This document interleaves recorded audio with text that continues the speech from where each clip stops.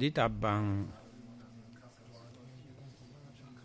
Kamami Kamitabbang Suki Hantu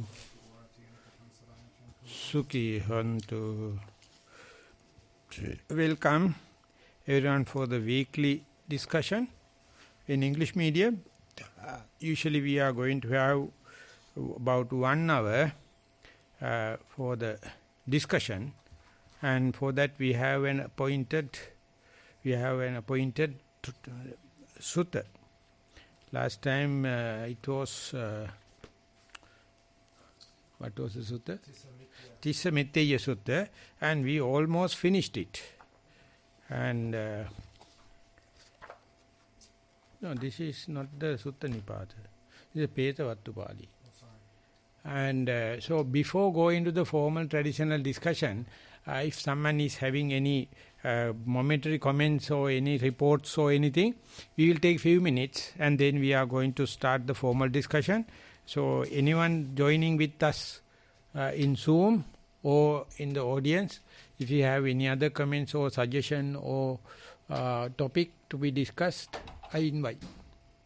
Avasara Bhante, we have received 2 reports and a poem, and with your permission, I like to present them today. 2 reports? And a poem dedicated to you. Okay, good. Yes, please. Dear Bhante, I am 17 years old and this is my lying down meditation experience. Please advise me. I lied down comfortably and closed my eyes. Instantly, I was made aware of a strong tightening of my heart. My breath was uneven, and it felt as if someone was grasping onto my heart. However, it wasn't an unpleasant feeling, and now I recall this sensation to be a feeling of excitement. Whilst I was lying on my back, this sensation extended throughout my body, leaving my whole body, within brackets, particularly my stomach, in knots. It built this sort of tension in my body, and often I found it difficult to stay with my feeling as it overwhelmed me. Then out of nowhere, I felt burning tingling on my forehead, urging me to itch the spot. However, I attempted to focus on the itch, and soon it turned to a numbing sensation. But then the tingling sensation came back, stronger than before, and I saw my need to resist the urge to give into my desires. After staying with the sensation for as long as I can, I finally scratched the spot. I thought I would get the sense of satisfaction, but the contentment didn't come as my breath went back to focus on the tightening of my heart. I focused on the feeling for the remainder of my meditation and came out when it became too overwhelming. Whilst I felt overwhelmed in my meditation, when I came out, my mind seemed much more clearer, and I was finally able to focus on my schoolwork. Thero Sarnai. That's the end of the report, Bhante. So happy to start the New Year session with the 17 years old school child. And this is not the conventional meditation as such, in sitting cross-legged and kind of thing. This is something you lie down and you pay attention to your present moment, and it is on the breath ultimately. And there you can see all the tingling, all the irritations, all the itchiness every time in the body if you see. But if you are unmindful, if you are in the past or future, if you are thinking of other things, that is not available like. That means you are not living, you are dreaming. All the day, usually what they do is you are living in a concept. Or eccentric we call. You are not in the center, you are in the either past or future, other place or other people. Whenever it is come to the here now I am, whether you are lying or sitting or walking or standing, no difference. So, but it is not recommended for the beginners. Beginners, we say, do sitting meditation, do walking meditation. Balance you can do once you gain the grounds of mindfulness. Once the mindfulness come into being, everywhere, every object, every posture is a possible and possibility. So, but when you are come to the 17 years of age, if you can, you have this kind of vigilance, diligence, it's a sure prospect in the future life. Recently there was an interview from Tanya and Tanya from the Sarvodaya discussing and interviewing Richard Davidson, the best neuroscientist, and she asked 4 questions from Richard Davidson, and Richard Davidson gave a bright, state-of-art type answers. At last he says, I recognize the Sarvodaya Vyapare, which is a very famous one in Sri Lanka, and A.T. Ariratna, he is 90 years old, and he says, I am very happy to share my top-class experiment results with Sri Lanka. And I am sorry I can't come, but I can predict you. Follow Tanya and Sanya. They are questions. Not a single elderly person can't think about. Therefore, humankind's future is good. They are asking 4 questions. And next session was with John Kabat-Zinn. I had no chance yet to study it. Same 2 girls. Very bright. Asking the top age kind of experiment, what is your result, what is your opinion? So 17 years old. Very good. So therefore, why don't you do normal sitting meditation as well as walking, and your report will be very, very, very juicy and sappy. We are going, Ari, to the next question, next statement. Thank you, Bhante. That report was from Vanaya. Vanaya, yes. And this report is from Hasini, Vanaya's sister. Dear Bhante, I am 14 years old and have been practicing for 3 years. This is my experience. Please advise me. Recently, when I sit down to meditate, I find that I go into the meditation with expectations. It's almost like I have planned out the meditation. When I go into my meditation, I am waiting for the nothingness to come, and I can't seem to enter that state because I expect it to come, and I'm drifting further away from the awareness of awareness. I cannot seem to let go of these expectations. Theruvan Saranai, Hasini. That's the end of the report, Bhante. So if you are 40 years old, you will be having expectation to something to happen. At the age 14, you are expecting nothing to happen. That's the difference. But still you are eccentric because of the expectation. Whether you expect nothing or something, exactly the same mistake. But you are happy to report it. You are presenting it to the elders. You are repeating to the virtual people. That means you are not ashamed of. You are not guilty of it. But your mind is conditioned to see nothingness. So when thing happens, you are discouraged. But you are expecting nothing. Nothingness appear like a discouragement. That is why the humankind. Whether your nothingness happen, if you are expecting kind of people for the thing, you are discouraged. If the thing happen, if you are expecting the kind of nothingness, discouraged. So everyone is discouraged. Because everyone is having expectation. So it's a cancer. It's a carcinogenic. So when there is no expectation, no motivation. Dr. Padmasiri, Professor Padmasiri writing, he says motivation theory, we are motivated because of our expectation. If there is no expectation, we are no one. The Buddha make you no one. So your whole appointment will be disappointed. So when I was in university, in the second year, I went to the main library and there was a translation, singular version of cyclo-style paper. At that time, printing was not so expensive. And there was a one paper article, A4 paper, have an appointment with the disappointment. So brightly written, I got a copy. Recently also I got a copy, I think I lost it, but I would like to have the English version. Because our parents and elders and everyone is asking to have an expectation. So every expectation is a disappointment. Each appointment is a disappointment. So why don't you have an appointment with a disappointment? So you will never get disappointed. So the Achini, I don't know whether you can understand whether I am bragging or whether I am distorting you. I think so. Because you appreciate, you accept that you have gone with the expectation, so you are misled. So therefore, whether expectation is a thing or nothing, no problem. So we are moving. Yes, Bante. Theron Sarnai Venerable Bante. It was sad to hear the cancellation of the Perth retreat, and on Christmas Day wrote a poem combining my thoughts and mindful experiences. Anyway, went on a self-retreat to Janagru on the 27th. It became a mini retreat amidst lots of barriers like cancellation, power failure, and gas problems. Everything went well. It is a different experience altogether. Theron Sarnai Venerable Bante. This poem is dedicated to you. Christmas Memo of a Meditator 2021. Those live in Perth call it the best place on earth. Plan to go on a retreat, which is the year-end retreat. A case of COVID appears, year-end plan disappears. Christmas is dawn, Santa is gone, Jesus was born, and many roosters gone. I am not dope, still there is hope.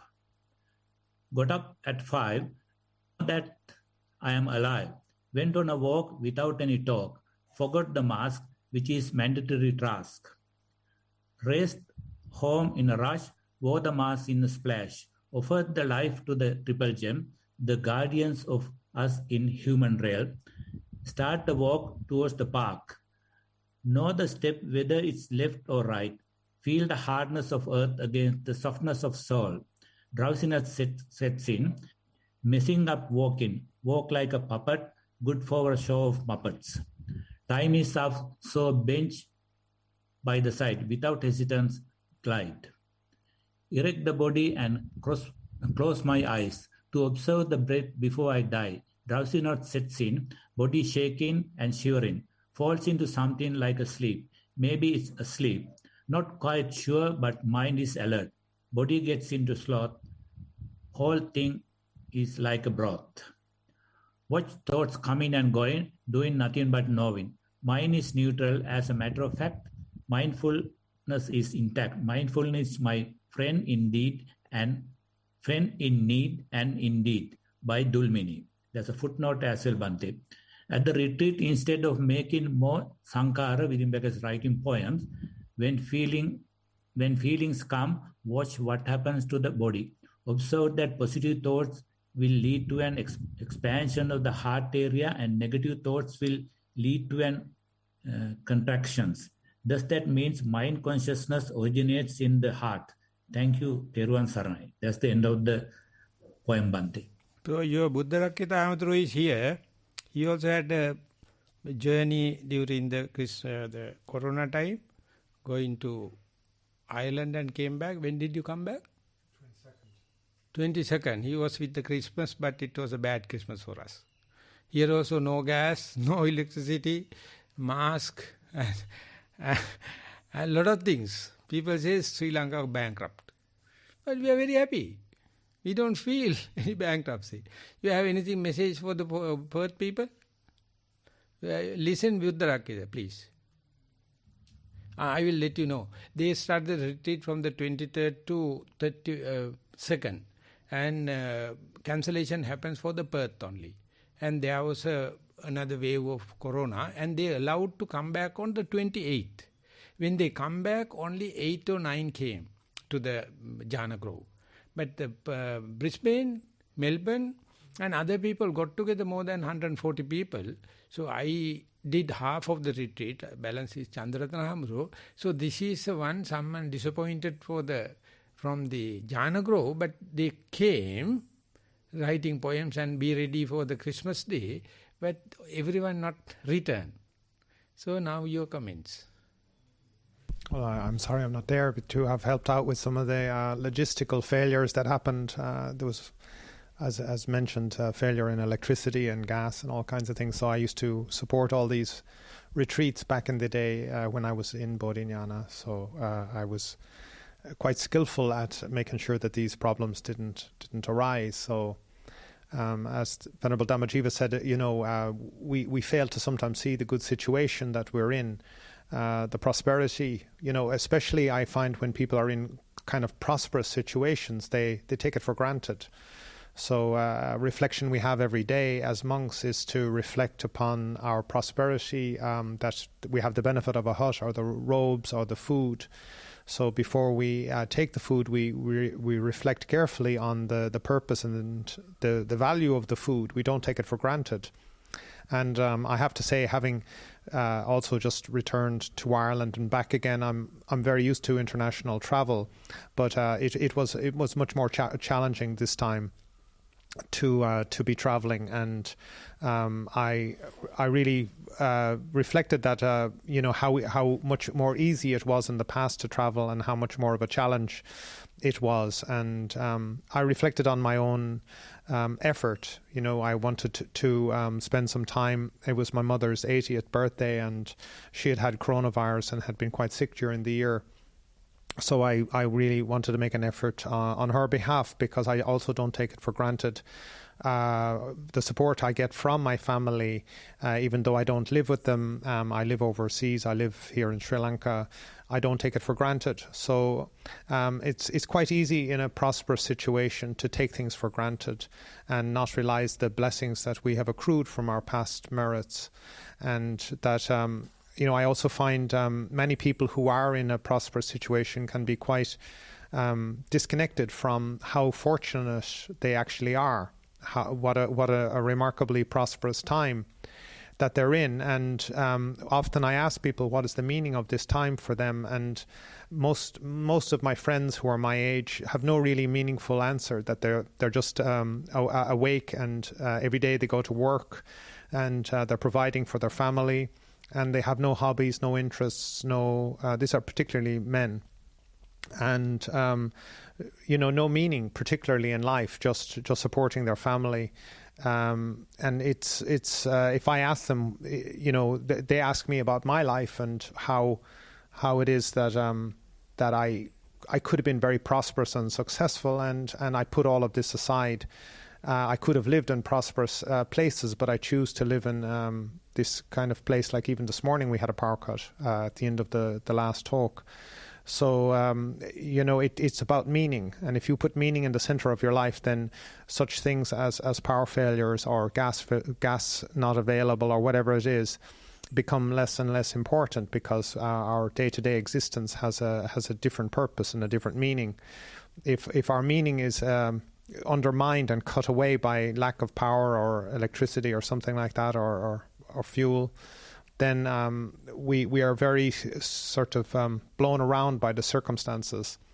And I find that through practice we are cultivating an inner life, and we have an inner universe. And if we can, through these practices, we fortify and solidify the inner world, but the outer world is something we have no manageability over, and it's going to fare according to its own causes and conditions. So people who are prosperous mostly are just riding on their past good karma, and they're not very smart or not very bright. They're just very fortunate and have done fortunate things in the past, and now they're accruing their merit. So are they using their merit for good or for not so skillful? So in my own life, I had the opportunity to be prosperous and successful, but I put it aside, as I had to tell my mother many times this time recently. I choose not to. I choose not to be prosperous and successful. I choose to follow this path, and these external circumstances, like whether the electricity is working or not, is not that critical. Yeah, the gas is in Pali called vata. You understand? Vata is a term for arrogance. Nivata is humble. No gas, you become humble. Nivata is a very, in the Mangala Sutta it is been mentioned, you must not have the gas give a tension and you feel arrogance, you are looking at from the nose. Puffed up. Huh? Puffed up. Yeah, puffed up. And when there is no gas, very simple, down to earth. Nivata.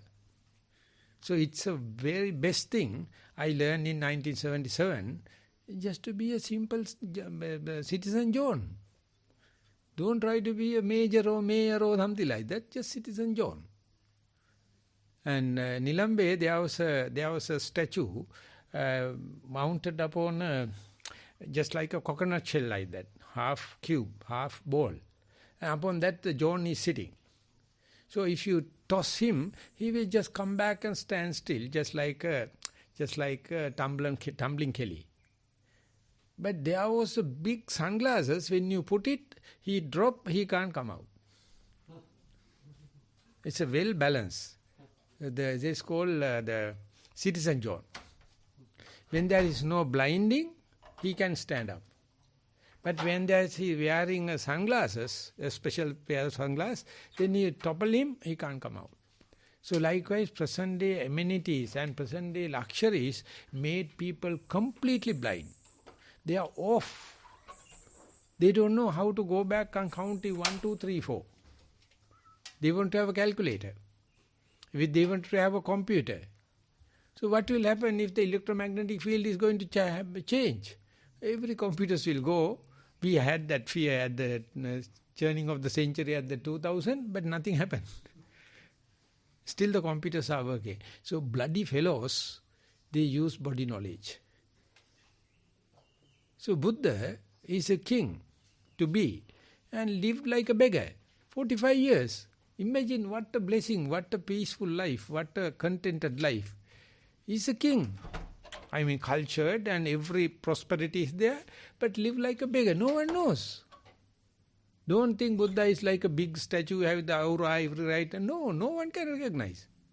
So if such a person behaving with the normal people, what a kind of adventure. Present day we are being painted with the Buddha, the long head and the long body and the aura around and every features. But a lot of cases there, no one recognize him. But wherever he goes, within few seconds, he knows how to let the other knows, I am just a human being. I am not a god, not like any other religion. He is not beyond the clouds, down to earth, because Nivata. So that's why he trained his son, the Rahula, always to expect advices from the others, daily. So otherwise he would have been a princely person after becoming a monk, because Buddha took him and put it to the robes and asked Sariputta to take care. So he's a big shot. He's so humble. So when we are living like down to earth, we are almost kings. The corona made everyone humble. I am so happy. The inflation, no jobs, no gas, no electricity, no dollars. We are just eating the green. We had Kohilakotu. Kohilakotu means one of the lasia. How do you call that yam? I don't know. In the Beijing place we have a lot of yams. We harvest it and we eat it. Not manioka. It's not. It's a runner, and we use the trunk. Lasia is the water, and it was growing. No one was eating. But after Corona, everyone come and harvest it. A lot of greens, no chemicals. Only monkeys are eating, but now monks are eating. So I am so happy. But unfortunately now, lay people bring all the material and bring it here. Recently one person offered us all the condiments. He is going to offer. Then I told, don't do it, because other people also do. No, Bhante, I am doing a business. So let me have all condiments. And his relative says, Bhante, let him come, otherwise he never come to a monastery. He's a businessman. So therefore, poem is good. I ask Ari to forward it to our e-magazine so that they will consider to publish in the next version. And this will indicate how Corona affected the practitioners, how Corona affected the Perth people, how the Brisbane people, how the Melbourne people, how the Sri Lankan people. And this talk also, anyone can listen from any place. But no one is listening. They don't know. They come and ask, Bhante, can I speak to you and all? Then I says, why don't you come to the discussion and finish it? So now we have already spent about 30 minutes. So before going to the Pasura Sutta, I would like to invite to Venerable Buddha Rakkhita to read the last version of the Tissa Mitteya. It's a very, very factful one. Tissa Mitteya is the last version.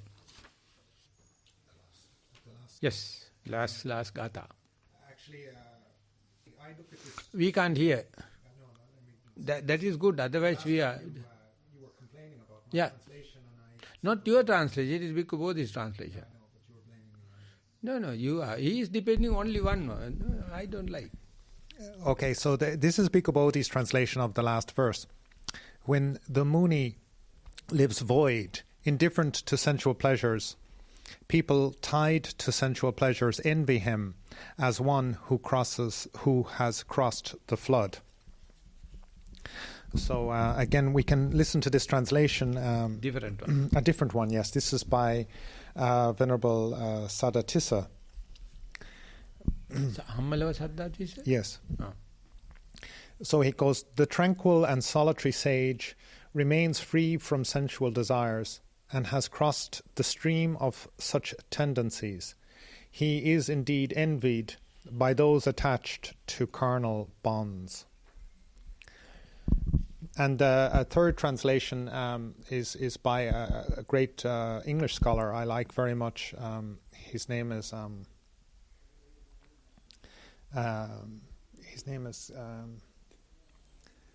I forget his name. Wheeler. No, he's a very academic scholar, specialist in these old North Indian languages. So people enmeshed in sensual pleasures envy the sage who wanders emancipated, having no regard for sensual pleasures, the flood crosser. So this is a more literal translation of the Pali. So the Sinhalese version says not envious. They says they look forward and they look high. The sensuous beings have a desire, they are pleased with. Yeah, but three of the translators say all envy. They all say envy. The Pali word is gatita, and it has been given another version, gadita. Maramachatta, Burmese says gadita, and the accepted one, Sri Lanka, gati. Gatita is kind of a connecton and that like a knot. And translated as camativity. What is you? You also have? It says, Mike. This is a translation by Gnanadeepa, the famous Dutch bhikkhu that passed away. Gnanadeepa, yes. Yeah, passed away a few years he was ago. by heart. He was all Sutta Nipata, he's by hearting. And this one I use Kamesu. Mike. And this one I use is Kamesu Kadita Pajati. And it also uses envy as well. Envious. Yeah. But the Sinhala one, it says Kamativi. All the sentient beings are very happy and they say envious to the Arahants, those who have no bondages and no cross the flood, and there is no desire. But they are full of desire. But still they envy the people cross this thing. And he explained the last time, I don't know, Buddha Rakkhita or someone, it was two friends get into the ordain, becoming. Yes. And one disrobe and become a householder. Yes. The ordained remained person already becoming an arahant. Yes. He is asking Buddha, how such a ordained person have the sexual desire and disrobe and go and have a family life with so much of troubles. The answer giving the last Buddha says, still you, mind you, he likes you, he envies you.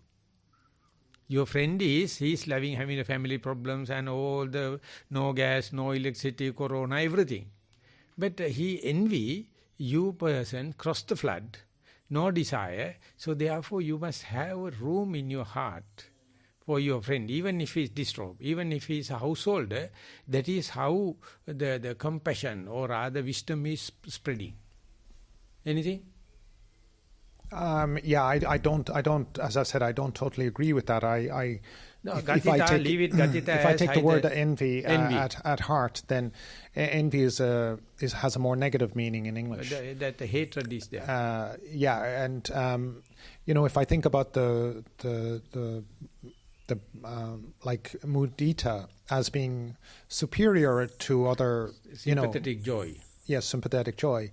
I mean, it's in a class of meditations like loving kindness, compassion, mudita, and upekkha. So we have to understand that envy is a very deep rooted defilement, and I have taught mudita formally a lot. So for some reason I have a sensitivity towards envy, and also towards appreciative joy.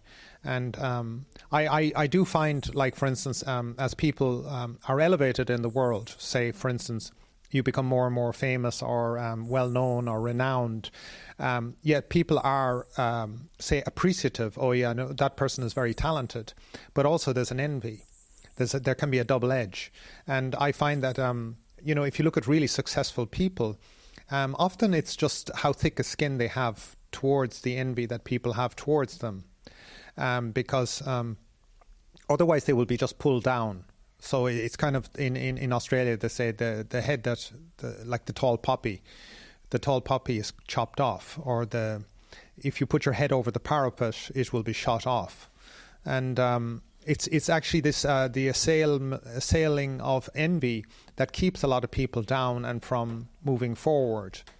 So while people may appreciate at one level the efforts of we'll just say the religious people, but on another level they can be also kind of envious or sarcastic or depreciatory, and a double-edged compliment or something like that.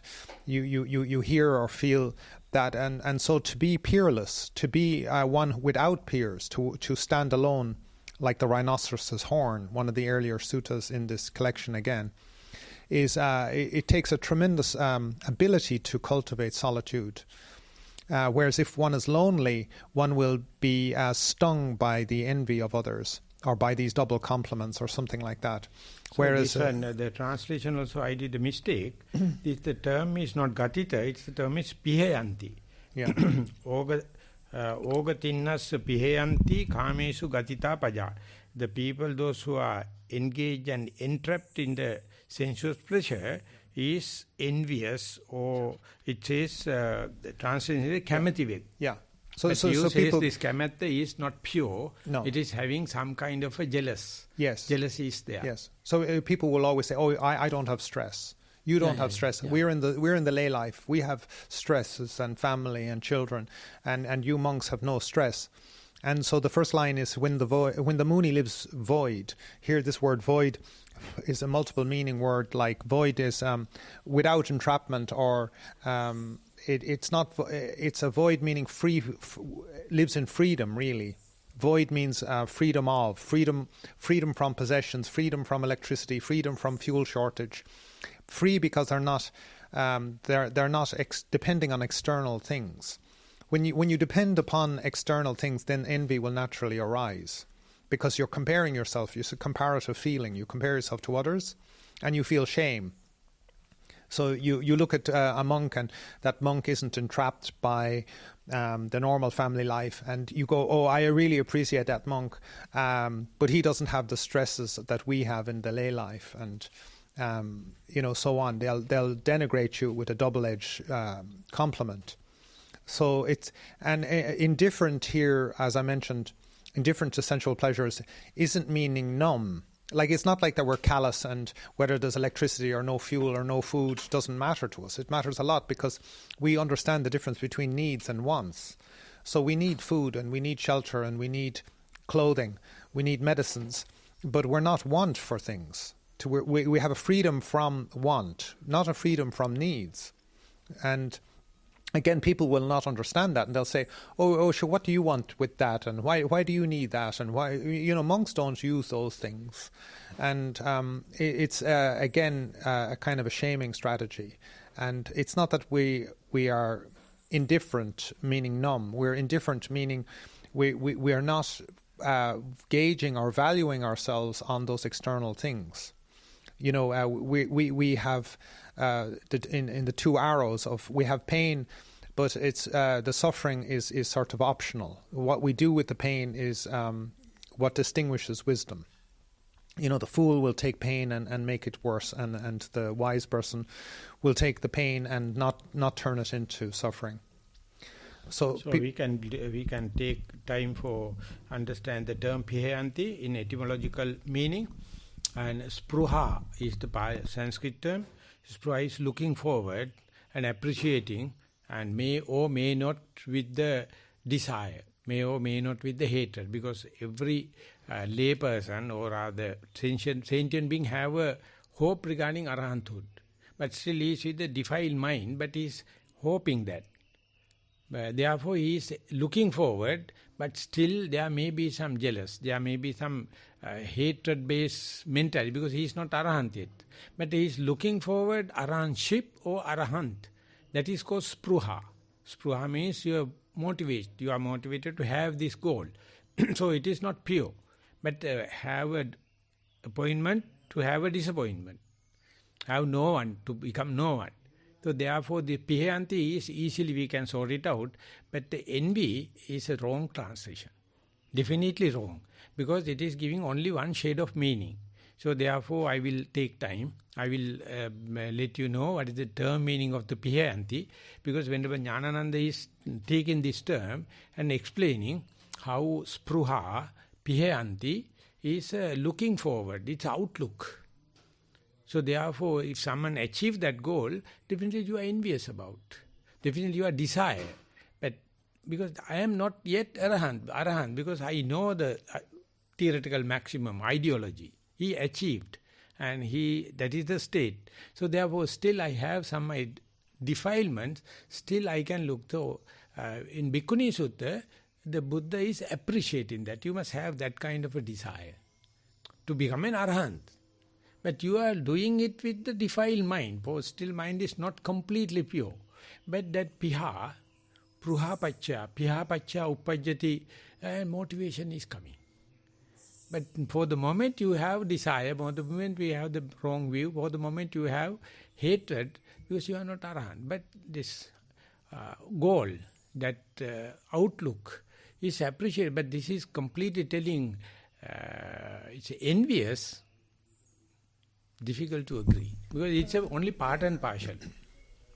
No, I agree the importance of for instance, like in the Dhammajiva Sutta, where the Buddha he gives it's one of the periods that we chant at night here. You know, this importance of a banner, and how the robe, the monk's robe, is a banner. And these days, like again traveling in London and in Ireland. You know, there are no religious signs anywhere. So to be a monk wearing the banner, I believe there is a spruha or an opportunity for some people to be inspired.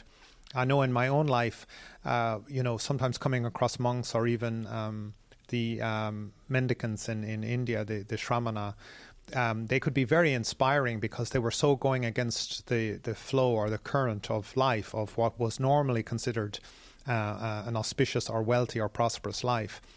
But you know, it's a very complicated word to translate, and to just say that it's pure spruha and it's pure inspiration would also be to neglect the other meanings and the complexity.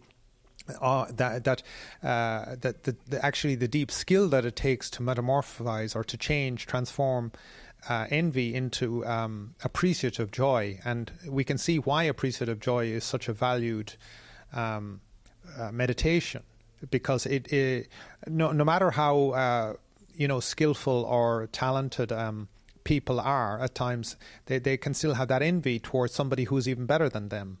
And they can be really quite a double, like it's a very complex set of emotions. And to have this pure mudita, to have spruha is a very, very lofty thing. So I mean, I can understand why the translators would have also translated it as envy, because it is such a complex emotion and more base than pure. So when the 14th UN Vesak Day was celebrating in Sri Lanka. And same day, it happened me to go to New York University, New York Vihara. They are also celebrating Vesak. Bhikkhu Bodhi is the main speaker. And I also participating. I rushed, plane also disturbed, and I went there. And then Bhikkhu Bodhi is telling, 20 years ago when I come to Sri Lanka, America, like Bhikkhu, when you going, people come and joke, are you a girl or a guy? They can't understand wearing this kimono-like thing. So they are looking down. What happened? He is a Jew, he is an American. But as a bhikkhu, he was trained and born in Sri Lanka as a bhikkhu. Then he says, now he says, still the people chasing and running, Bhante, where are you going? Can you give you a lift? Can I give you a lift? So much of changes within 20 years. At the beginning, Bhante Gunaratana also, one day going to the restaurant, they raised the kimono and see what kind of a clothing. And he shouted, no, I thought you are a girl. But even a girl matron can't come and raise this thing and see. But they can't understand. So he go to the island and behave like a monk. And it's like a challenge for the normal people, normal youngsters, basically boys. But there's a kind of a thing, he's a kind of against the grain guy. He's not going with the normal grain. So imagine the Buddha. First see a samana at the age of 29, he decided to disrobe. Because he is the real silent revolutionary person. Or silent, how do you call, rebellion. Begging. And the people have envious towards you, but still give food. Still give some clothing. You still give some shelters. And you become sick, they will take care also. Because you are a human. But you are a silent rebellion. So monk, don't believe monks. They are kind of people. They are kind of people. They don't like this corona. They don't like this gas cut. They don't like this no electricity. But they are free. The corona come or go. No gas is coming and going. They don't like. They don't care. It's a person of the householders. They have to take care about us. We are full time on the social service, but whenever necessary we can go to the forest and we withdraw. So that is the social meaning of liberation. Many people don't like it. No harm. But the Buddha says they have kind of a appreciation with the envious or with the gladness, whatever may be appreciation. Therefore, have a room for your friend, though he who disrobed and running a family life, but he is having a kind of a good, but not completely envy. So therefore it's just a shade of meaning, but definitely we'll say that pihayanti. We are taking and checking the dictionary. The dictionary writer also a biased person. Anyone giving an etymology is only historical person. But why don't we can't give a meaning? Always referring to the book and the scholars and kind of thing. So you have to read the whole Tipitaka where the Buddha used pihayanti. And Buddha says the people understand. You see, now, so I don't know the term meaning, Ferrari. It's a good car. I thought it's a Ferrari is for a name for a robe. So I heard one person gave up the Ferrari. So I just learned, and I saw one day when I was in America, a Ferrari. And you have a desire to have a Ferrari. So therefore you are trying your hard, otherwise you can't get it. Exactly if you have that kind of a desire to become Arahant, also a worldly matter. Have a Ferrari, or a beautiful girl, or Arahanthood. And they are striving. And that envious towards Arahantship is appreciated. That is in Bhikkhuni Passe Sutta. It's good because you kill the desire by desire. It's a beautiful way the Buddha put. You kill the desire by desire. You kill the envious by envious. Because you have your hope. and you are chasing behind, and then the day you become arahant, you lose your all desire, you all your, the enviousness and all the kind of thing. So therefore envy is a worldly kind of translation, not giving any chance for arahanthood. And Buddha says, don't worry, your friend already disrobed. And the family has little room for him.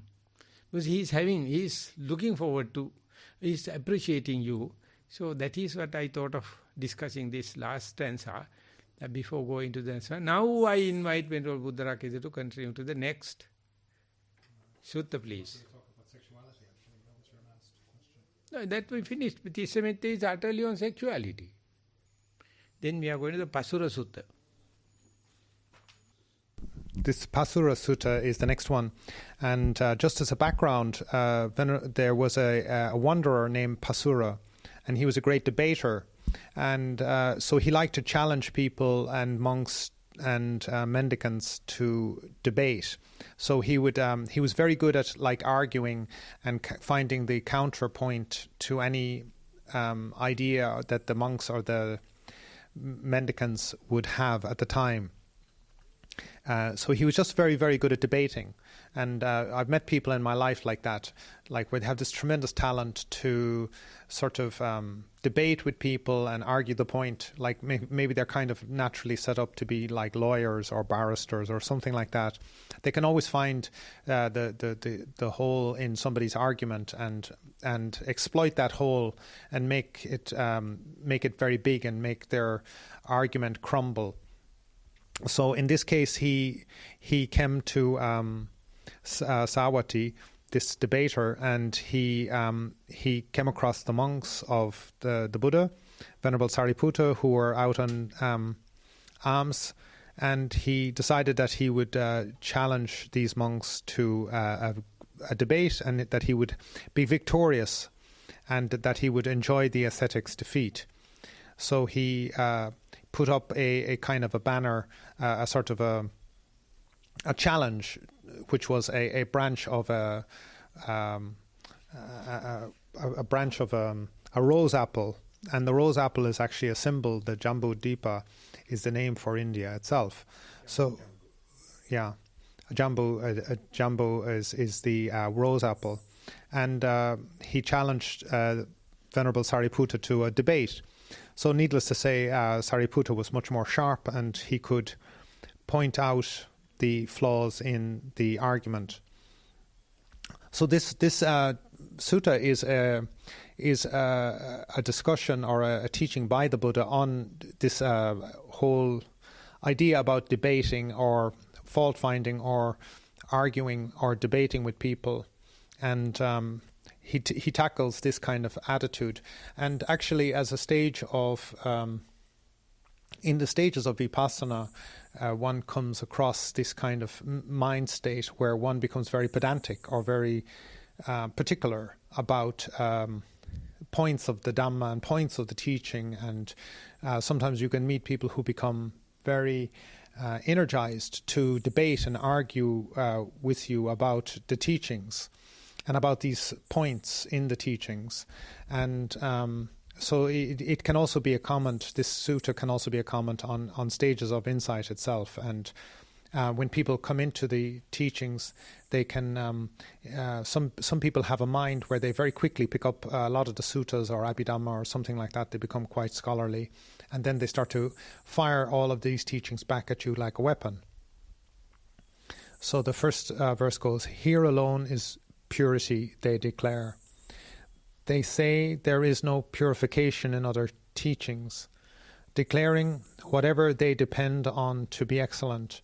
Many are entrenched in separate truths."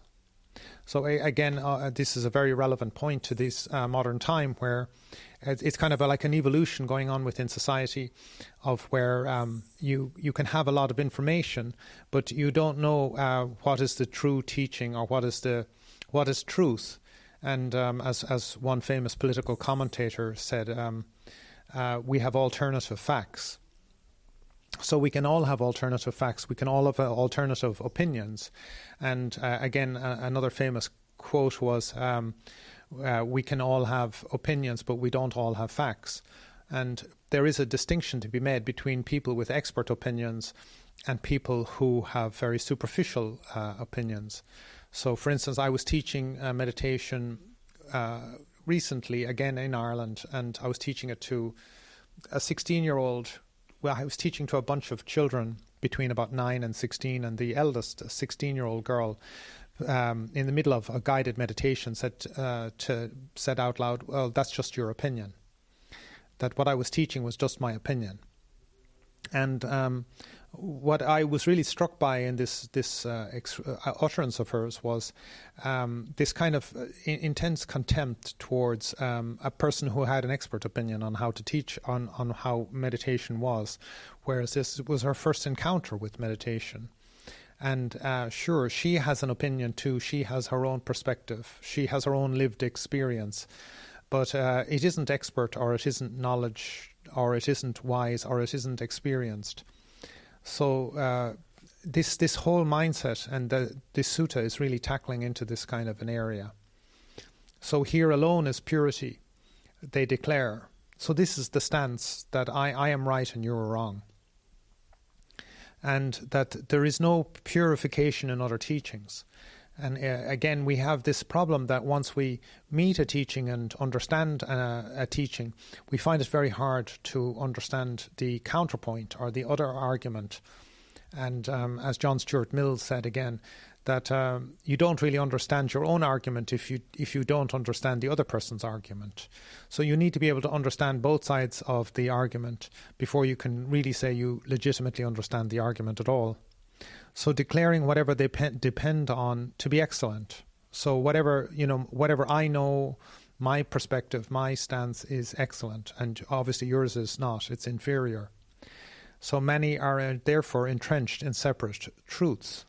He calls this in separate truths. So again, like I said, that political commentator, we're in alternative facts. So the next verse, desiring debate. Before going to that, I had two things related to what you mentioned. One day, when Jnanaponika was invited to Germany by a reputed team, and he was giving a talk. And 16 years old girl got up and says, "Mr. Jnanaponika, who are you to sit on this stage and telling everything like omnipotent and omnipresent?" Mr. Jnanaponika. And then he says, "I am sorry that I am not giving this thing. I am being invited by this company or this thing, and they are the one told this is what I am giving my opinion." And that is the way. And one day Nissarana Maharaj, he was just passed away in I think 80s or 70s. He was a jnani in India. And our people used to go there, Nilamba people sometimes goes there.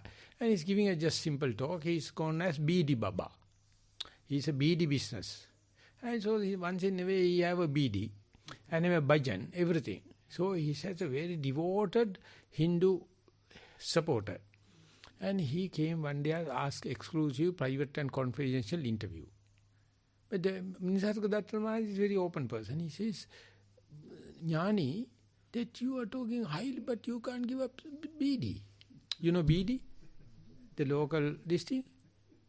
Oh, yes. I say, you are not smoking. Can you give up that not smokingness?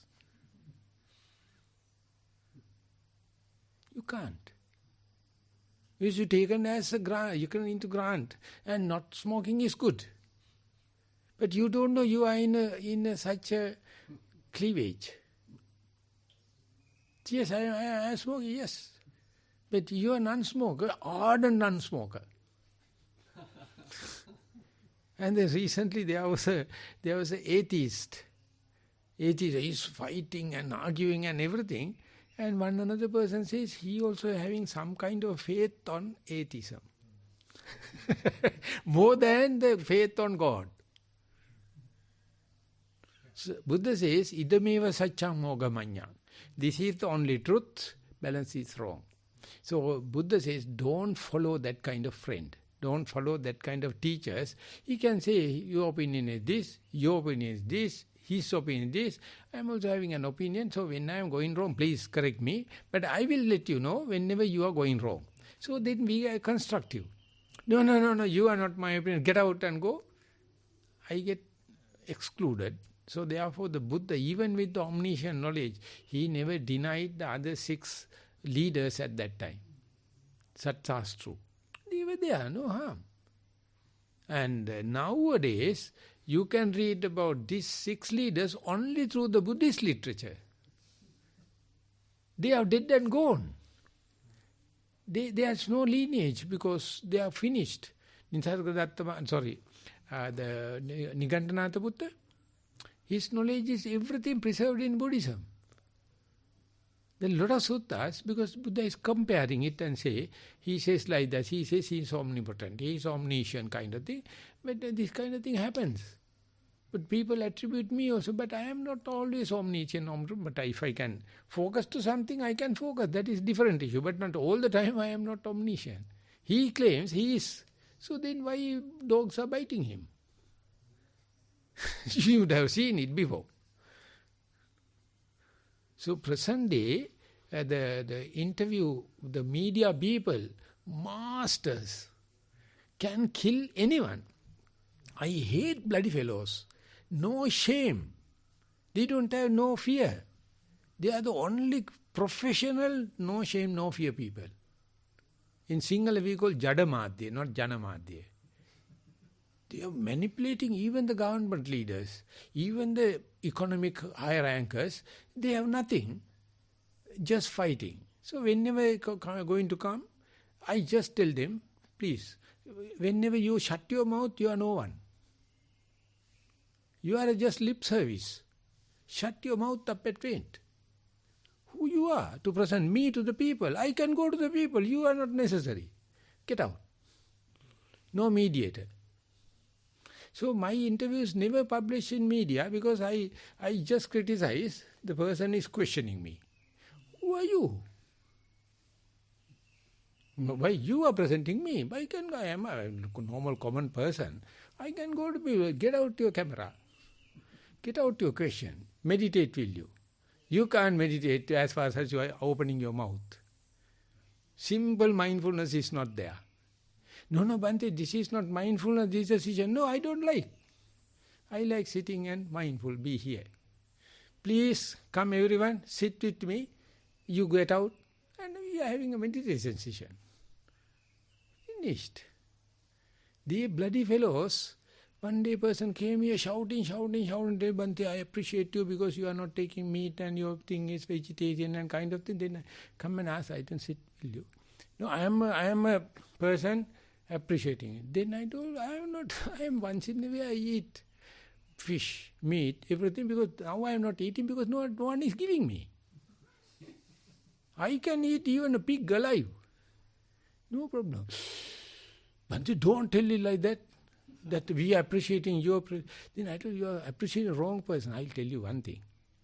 You are going and giving talks. I will tell you, if you can shut your mouth in 2 weeks, you will burst your brain. If there is no audience, finished. Bhante, no one challenged me like that. I am challenging you. Don't come here. Have 2 weeks, shut your mouth up. They can't. So arguing people like that. But anyway, it gives, because sometimes we too argue, sometimes 2 hours. So my blood sugar level goes down very nicely because we are walking, arguing. He is forcing me. I am senior, I am Sri Lankan, I am adamant, so we argue. I mean, agree to disagree, no problem. I am getting sharper. Earlier I had Venerable Dhammaransi. Wherever I go, I have someone, so I shake hand first and then argue. No harm. So we are learning a lot, therefore this sutta is good. We can go to one more stanza, please. If anyone is having some ideas, if you wish to express, welcome. So the next is, desiring debate, having plunged into the assembly, in pairs they accuse one another of being a fool. Those of different convictions assert their argument, desiring praise, claiming to be skilled. So again, this captures the present time of this media, and how it is a question of claiming skills, desiring praise, desiring debate, plunging the assembly into pairs, and that they accuse one another of being a fool. So this really captures it, and it's a form of entertainment. Again, to come back to, I think Rupert Murdoch was being challenged by his shareholders 2 years ago after the election in the United States, where Fox News were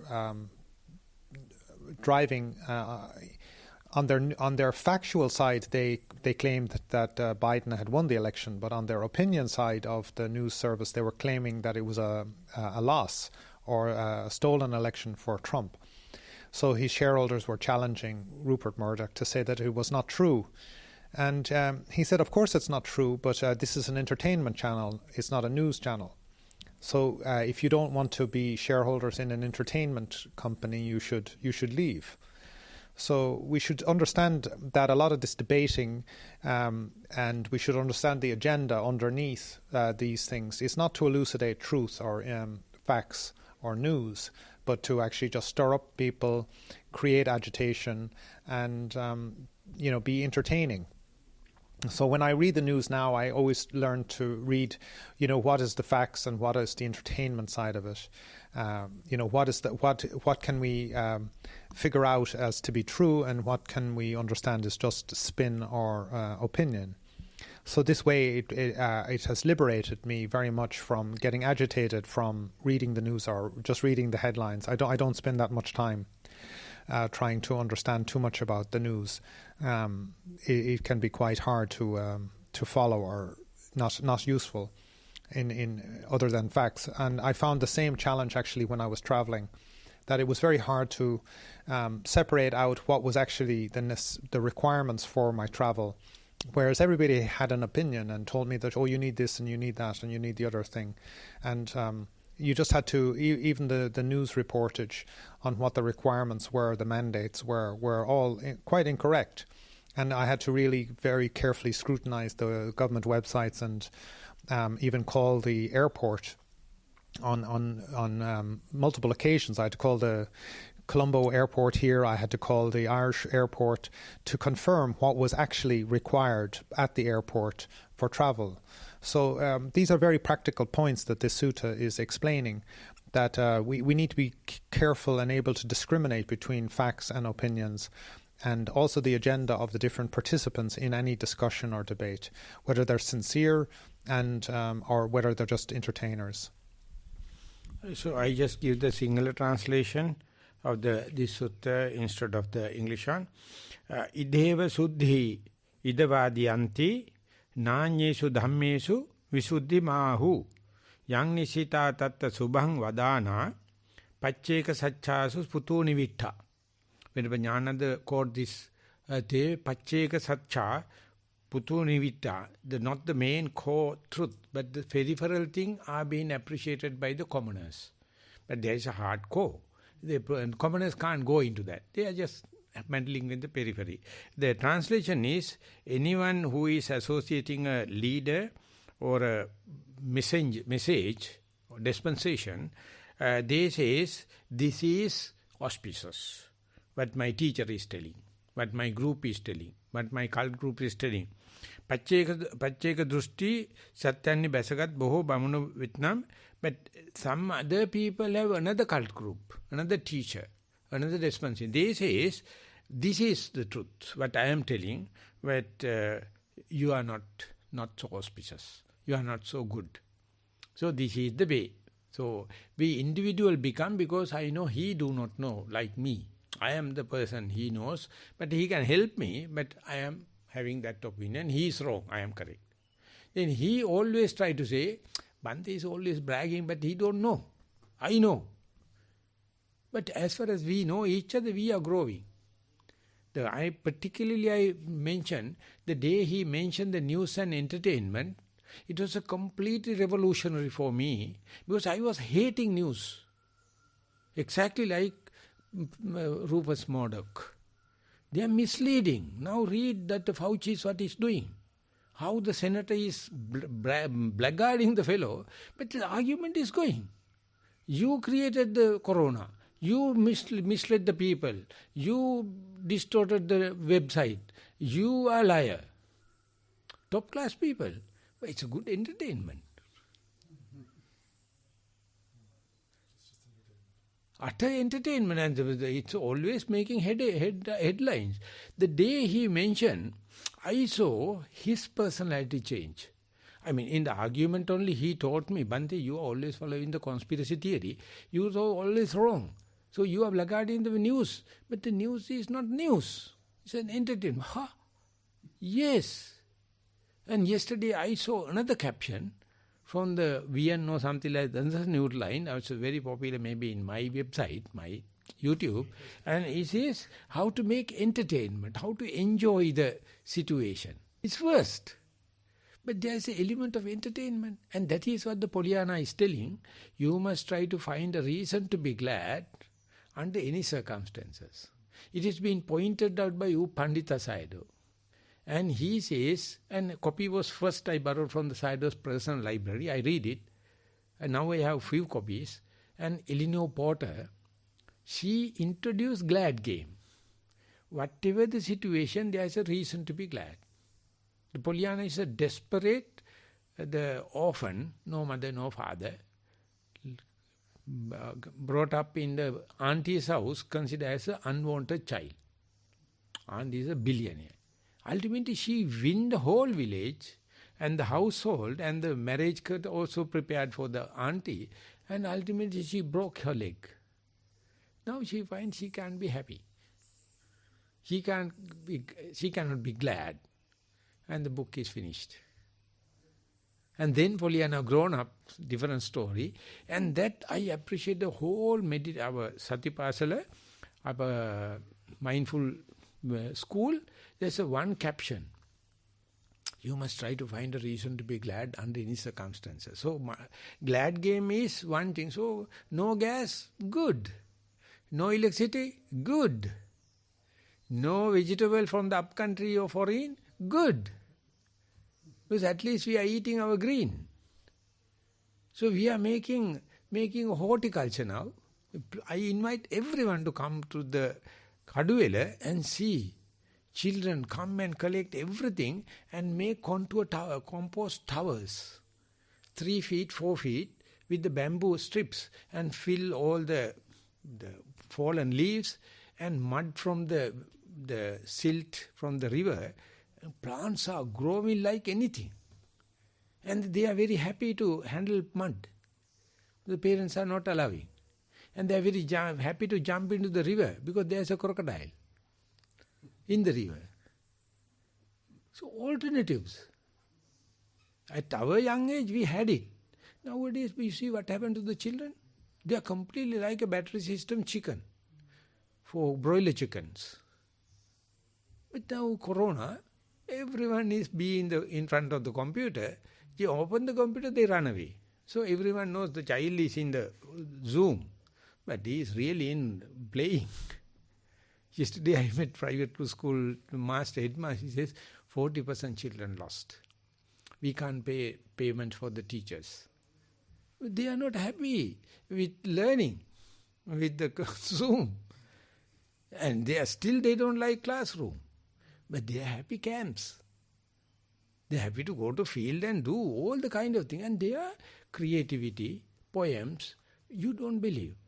But therefore the Rupa's Murdoch was telling is partly I am practical.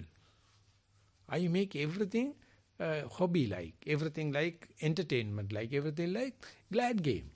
Earlier I thought it's a dirty conspiracy. Make entertainment from news. No, otherwise we have to die. We are laughing and we are cracking jokes because we know how to make glad game. So it's time up. So thank you very much. So the other days we have only very few people, very few monks. Today we had 9 people. It's a good day. Thank you very much for the participation. Next time we will proceed from the 3rd stanza onward.